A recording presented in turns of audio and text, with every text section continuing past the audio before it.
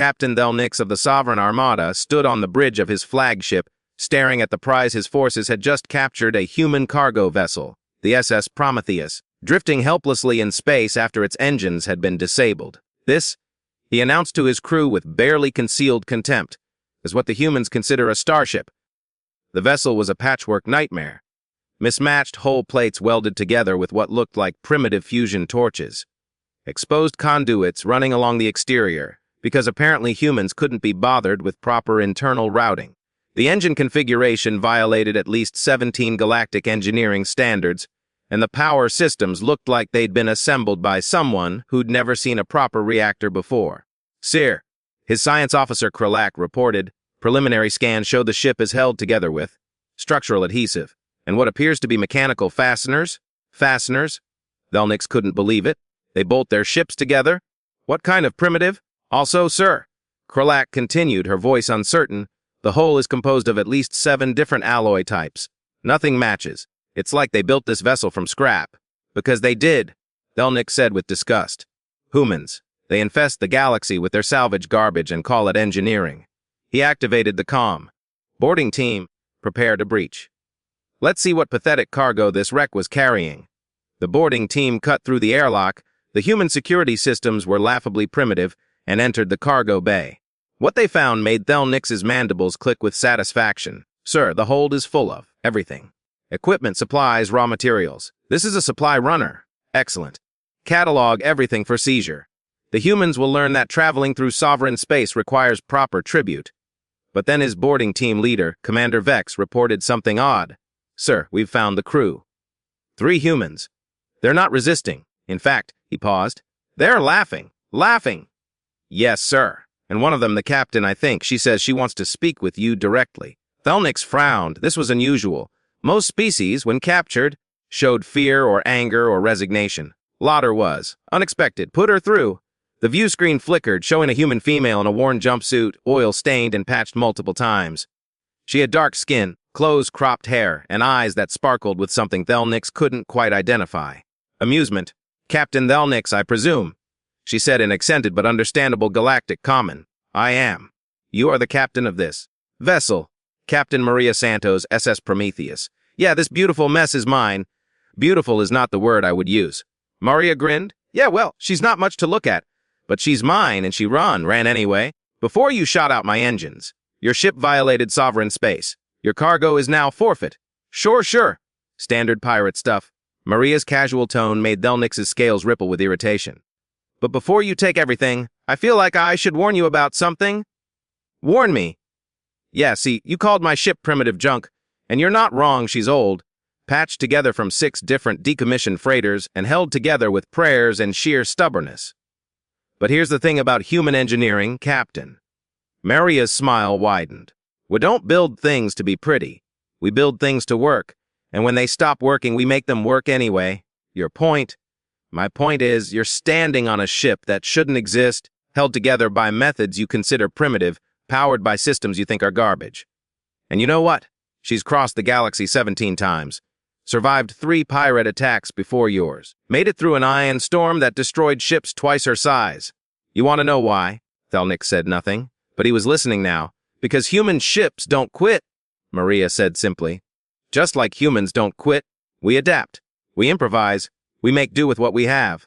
And when you think you've beaten us, her expression hardened. That's when we show you what primitive junk can really do. Threats from a captured Captain R. The ship shuddered. Alarms blared across Thelnix's flagship. Sir, Kralak shouted. The human vessel, it's powering up. Impossible. We disabled their engines. Not the main engines, sir. Something else.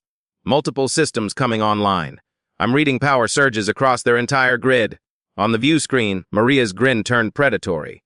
See, Captain, here's what you don't know about human ships. We don't just have one engine. We have backups. And backups for the backups.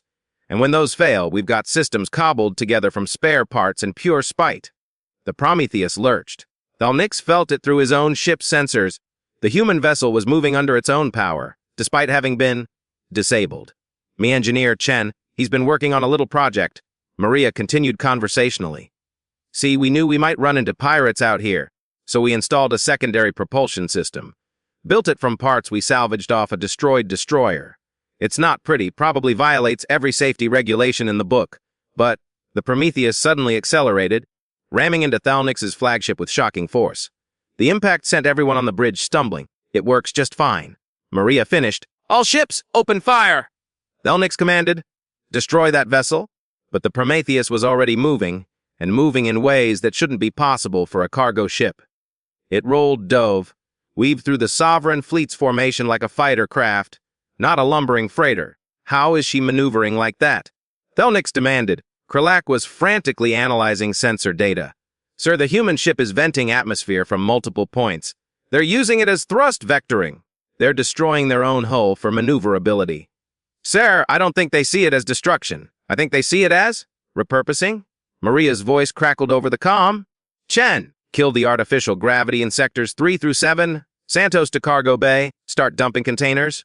On the tactical display, Thalnix watched in disbelief as the Prometheus began ejecting its cargo. Tons of crates and containers directly into the path of pursuing ships.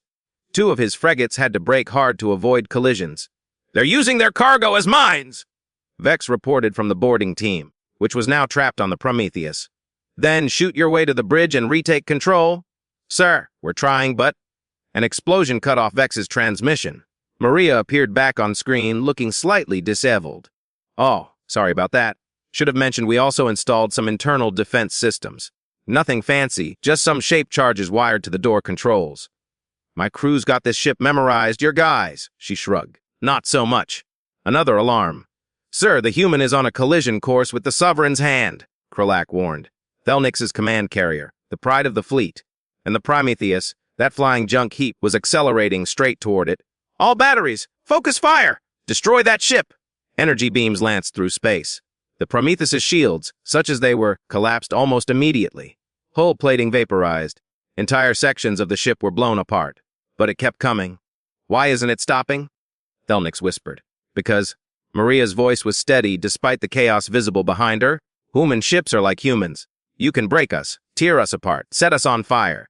But as long as one piece still works, we keep going. The Prometheus was dying. Thalnix could see it falling apart in real time. Whole sections were gone. Fires raged through the interior. The ship should have been a lifeless hulk, but its remaining engine still burned.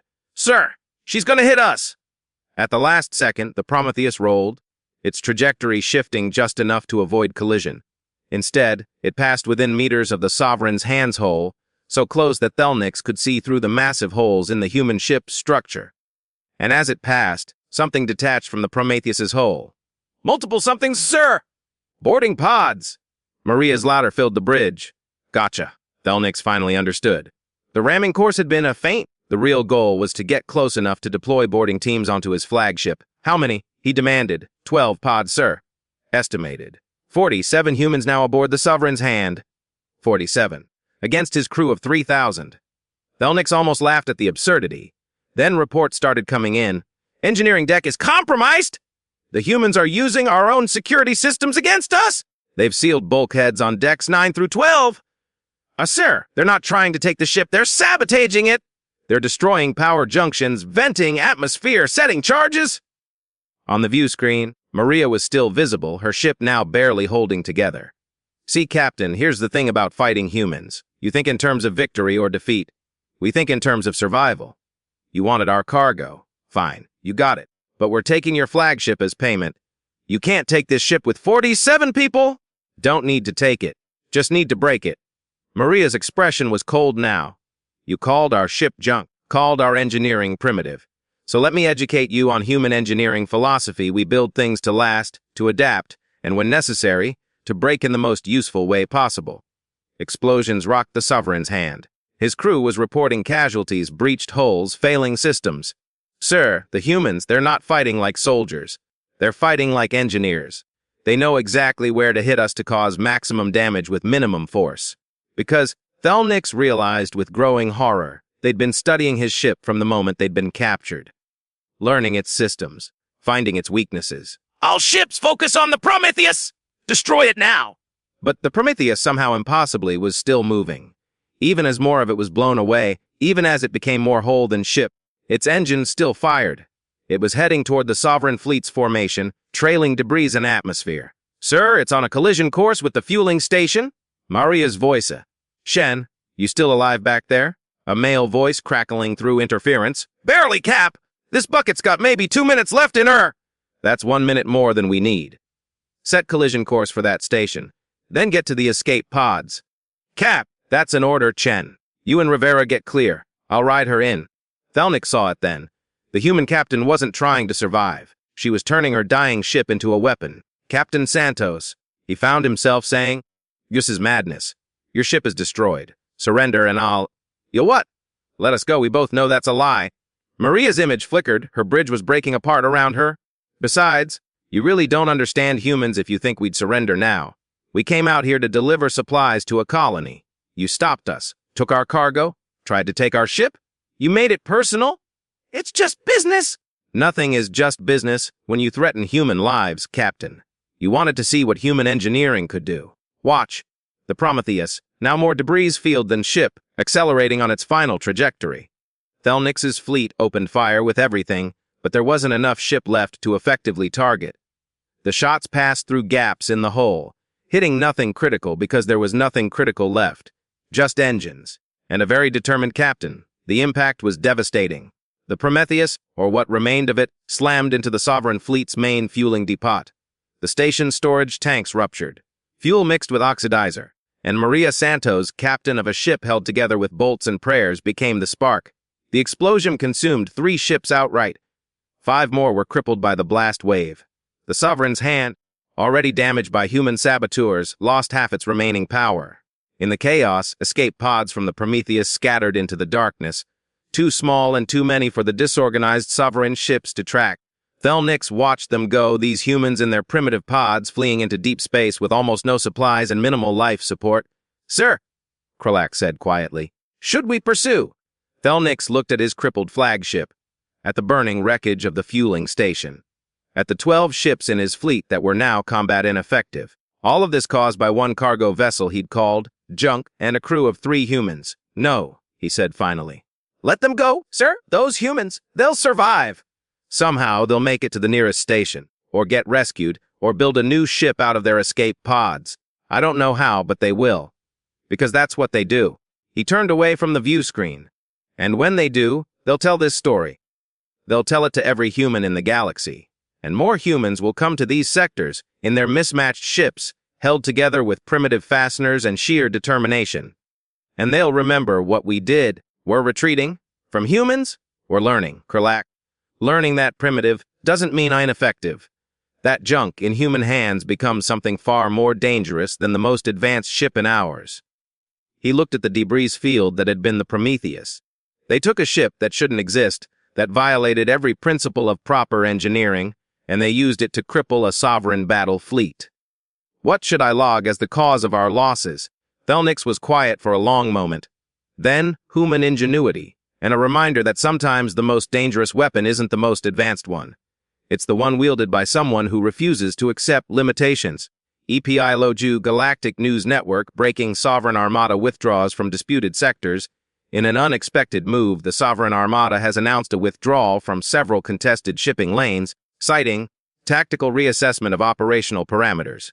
The withdrawal comes 3 weeks after an incident involving the human cargo vessel SS Prometheus, which was reportedly destroyed while resisting Sovereign capture. However, sources confirm that all 3 crew members survived and have since been recovered by human rescue operations. Captain Maria Santos released a brief statement. "WUD delivered our cargo. It just took a slightly more explosive route than planned.